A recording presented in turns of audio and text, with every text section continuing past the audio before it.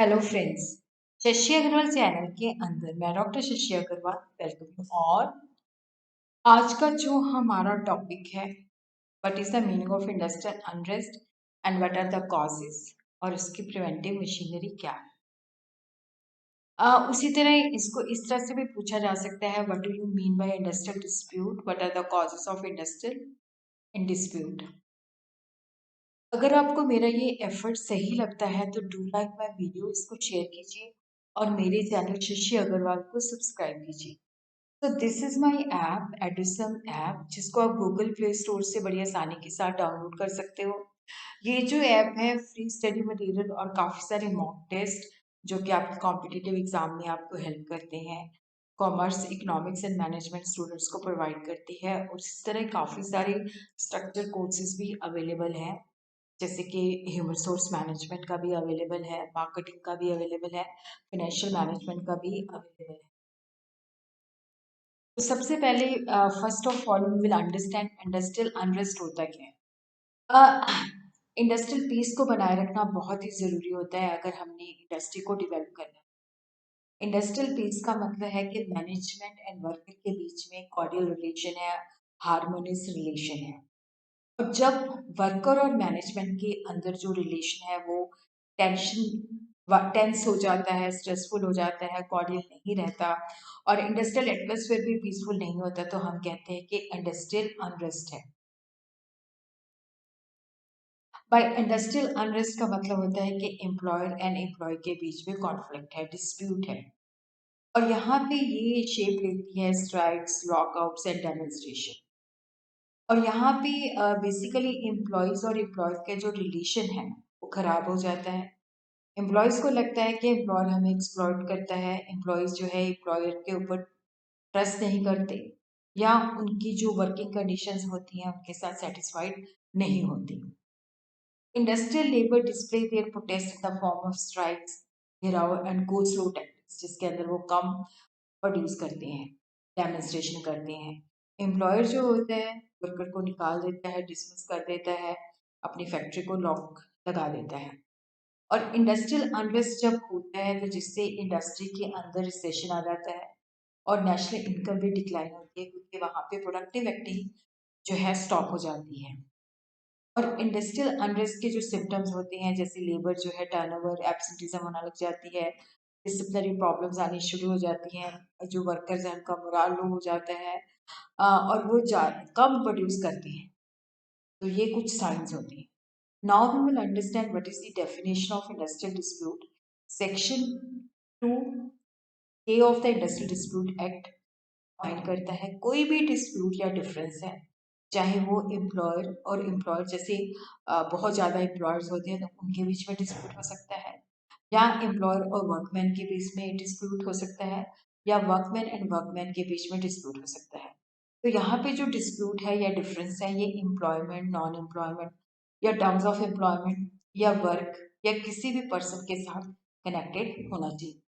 जब हम डिस्प्यूट की बात करते हैं तो यहाँ पे इंटरेस्ट ऑफ ऑल और majority of the workman involve होना चाहिए। डिस्प्यूट जो है कि बहुत सारे लोगों का इंटरेस्ट उससे इफेक्ट होता है, उसके ऊपर फोकस करती है। तो these are the features of the industrial dispute कि वहाँ पे एक्चुअल में डिफरेंस या डिस्प्यूट होना चाहिए।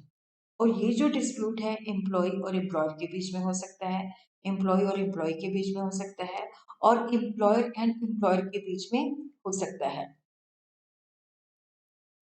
डिस्प्यूट जो है वर्क रिलेटेड इशू के साथ है, तो वहाँ पे एम्प्लॉयर और वर्कमैन का रिलेशन एग्जिस्ट होना चाहिए, और जिसकी वजह से क्या होता है कि कॉन्ट्रैक्ट ऑफ एम्प्लॉयमेंट होता है। वर्कमैन वाकई वहाँ पे काम कर रहा है, एम्प्लॉयड होना चाहिए, तभी जो उसका डिस्प्यूट है वो इंडस्ट्रियल डिस्प्यूट के अंदर आता है। डिस्प्यूट बिटवीन वन और two workman and their employer is not industrial dispute. अगर डिस्प्यूट है तो काफ़ी सारे काफ़ी सारे वर्कर के बीच में होना चाहिए। अगर वो डिस्प्यूट मतलब तभी होगा कि ग्रुप ऑफ या क्लास ऑफ वर्कमैन जो है रेज करते हैं, एक या दो के बीच में जो है वो नहीं हो सकता। Form of industrial dispute strikes, lockout, gherao, picketing and boycotting, जिसको हम अगली वीडियो के अंदर कवर करेंगे। तो what are the causes of industrial dispute and industrial unrest? Economic causes हैं, मैनेजरल कॉजेज हैं, पॉलिटिकल कॉजेज हैं, अदर कॉजेज हैं। इकोनॉमिक कॉजेज के अंदर डेफिनेटली ये वेजेस और अलाउंस के साथ है। जैसे इन्फ्लेशन बहुत ज़्यादा बढ़ गई है, कॉस्ट ऑफ लिविंग बहुत ज़्यादा मतलब हो गया है, तो वर्कर जो होते हैं उनको होता है कि हमें ज़्यादा सैलरी, ज़्यादा वेजेस मिलनी चाहिए। तो एम्प्लॉयर इन चीज़ों को एक्सेप्ट नहीं करते और जिसकी वजह से क्या होता है कि एम्प्लॉयर और एम्प्लॉय के बीच में डिस्प्यूट पैदा होता है और एम्प्लॉय जो होते हैं स्ट्राइक्स या डेमोन्स्ट्रेशन के अंदर अपना जो डिसकंटेंटमेंट है वो शो करते हैं। Working condition and working hours इसके साथ भी रिलेटेड प्रॉब्लम हो सकती है। कई बार क्या होता है कि हाइजीनिक नहीं होती, water heating lighting facility available नहीं होती, गुड वर्किंग कंडीशंस नहीं होती। और उसी तरह क्या है कि शॉर्टर जो वर्कर्स हैं वो कहते हैं कि हमें वर्किंग कंडीशन अच्छी दो जहाँ पे प्रॉपरली वेंटिलेटेड लाइट्स हो, शॉर्टर वर्किंग आवर्स होने चाहिए। तो एम्प्लॉय और एम्प्लॉयर के बीच में जो है मतभेद पैदा हो जाता है। और उसी तरह यहाँ पे हम देखते हैं कि मॉडर्नाइजेशन एंड ऑटोमेशन। तो यहाँ पे इकोनॉमिक कॉजेज के अंदर देखो एक बोनस का इश्यू भी है कि जैसे कई बार क्या होता है कि जो बोनस दिया जाता है उससे एम्प्लॉय जो होते हैं सेटिस्फाइड नहीं होते, उनको होता है कि हमें ज़्यादा बोनस मिलना चाहिए, या वो जो ऑर्गेनाइजेशन के अंदर ज़्यादा प्रॉफिट होता है उसके अंदर वो शेयर मांगते हैं और एम्प्लॉयज़ को ये बात जो होती है एक्सेप्टेबल नहीं होती। तो जिसकी वजह से एम्प्लॉयर जो है उसको ये एक्सेप्टेबल नहीं होती, तो वहाँ पे डिस्प्यूट उत्पन्न हो जाता है। और उसी तरह मॉडर्नाइजेशन एंड ऑटोमेशन के अंदर क्या है कि जैसे जब इंडस्ट्री के अंदर मतलब सब कुछ ऑटोमेशन होती है, मॉडर्नाइजेशन टेक्निक्स आती हैं, तो वर्कर को उसको रेजिस्ट करते हैं कि वो अनएम्प्लॉयड हो जाएंगे। तो उसी तरह क्या है कि ये प्रॉब्लम जो है उत्पन्न हो जाती है, उनके बीच में लड़ाई हो जाती है। कई बार वो दूसरी फैसिलिटीज की भी डिमांड करते हैं जो एम्प्लॉयर जो है फुलफिल नहीं करते। अब हम देखते हैं मैनेजरियल कॉस्ट। ये थे इकोनॉमिक कॉजेज जिसके अंदर क्या था कि वेजेस एंड अलाउंस, बोनस हो गया, वर्किंग कंडीशंस हो गया, ऑटोमेशन हो गया। तो मैनेजरियल कॉजेज के अंदर क्या है कि देखो जैसे ट्रेड यूनियन होती है वर्कर्स को प्रोटेक्ट करती है, वो ट्रेड यूनियन जो है उसको रिकॉग्नाइज नहीं करते, जो उसके रिप्रेजेंटेटिव की बात नहीं सुनते, तो जिसकी वजह से क्या होता है कि कॉन्फ्लिक्ट जो है बन होती है। इफेक्टिव रिक्रूटमेंट पॉलिसीज होती हैं सही नहीं होती, सिलेक्शन का क्राइटेरिया सही नहीं होता, या defective promotion demotion transfer policy, और उस तरह से एम्प्लॉय को एलिगेशन होता है कि फेवरेटिज्म है, तो जिसकी वजह से भी क्या होता है कि डिस्प्यूट उत्पन्न होता है।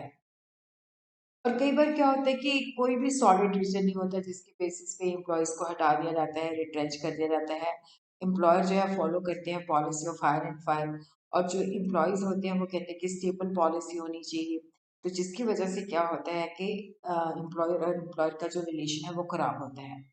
और अदर भी जैसे defines of agreement and codes, जो एम्प्लॉयर होता है वो रेगुलरली जो भी एम्प्लॉय के साथ उनके कॉन्ट्रैक्ट्स होते हैं, एग्रीमेंट्स होते हैं, उनको फॉलो नहीं करता। जो भी कोई एक मतलब, तो उससे क्या होता है कि वो मतलब उनकी टर्म्स एंड कंडीशंस के मुताबिक उनको प्रोवाइड नहीं करता और एम्प्लॉयज़ को एक्सप्लॉइट करता है या हरास करता है, तो जिसकी वजह से दोनों में मतभेद बढ़ जाता है। और उसी तरह कई बार जो लीडरशिप होती है वो सही नहीं होती, फेवरेटिज्म है या बाइस्ड है, या वो वर्कर की जो डिमांड है उसको एक्सेप्ट नहीं करती या उनको प्रॉपरली मतलब अटेंड नहीं करती, तो जिसकी वजह से इनएफिशिएंट लेबर रिलेशनशिप जो है उत्पन्न हो जाते हैं और जिसकी वजह से डिस्प्यूट शुरू हो जाता है।